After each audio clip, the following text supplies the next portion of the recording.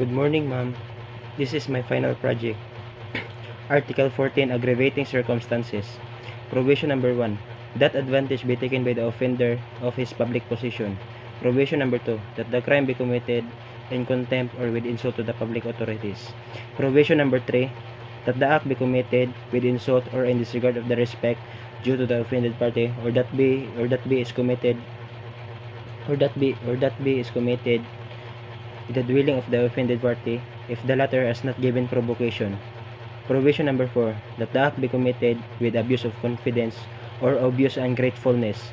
Provision number 5. That the crime be committed in the palace of the chief executive or in his presence or where public authorities are engaged in the discharge of their duties or in a place dedicated to religious worship.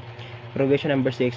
That the crime be committed in the nighttime or in an uninhabited place or by a band whenever such circumstances may facilitate the commission of an offense. Whenever more than 3 armed factors shall have acted together in the commission of an offense, it shall be deemed to have been committed by a band. Provision number 7. That the crime be committed on the occasion of a conflagration, shipwreck, earthquake, epidemic, or other calamity or misfortune. Provision number 8. That the crime be committed with the aid of armed men or persons who insure or afford impunity. Provision number 9.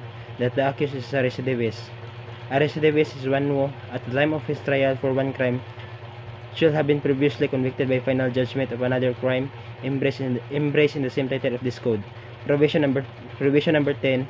That the offender has been previously punished by an offense to which the law attaches an equal or greater penalty, or for 2 or more crimes to which it attaches a lighter penalty.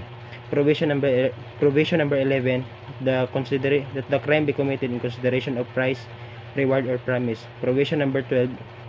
That the crime be committed by means of inundation, fire, poison, explosion, stranding of a vessel, international damage thereto, derailment of a locomotive, or by the use of any other artifice involving great waste and rain.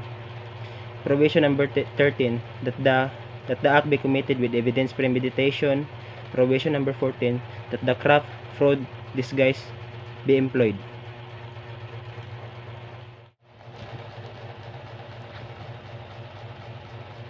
Provision number 15. That advantage be taken of superior strength or means be employed to weaken the defense. Provision number 16. That the act be committed with treachery or alevosía. There is treachery when the offender commits any of the crimes against the persons, employing means, methods, or forms in the execution thereof, which tend directly and specially to ensure its execution without risk to himself arising from the defense which the offended party might make. Provision number 17. That means be employed or circumstances brought about which add ignominy to the natural effects of the act. Provision number 18. That the crime be committed after an unlawful entry. Provision number 19. There is an unlawful entry when an entrance of a crime, a wall, roof, floor, door, or window be broken. Provision number 20. That the crime be committed with the aid of persons the crime be committed with the aid of persons under 15 years of age or by means of motor vehicles, motorized watercraft, airships, or other similar means. Provision number 21.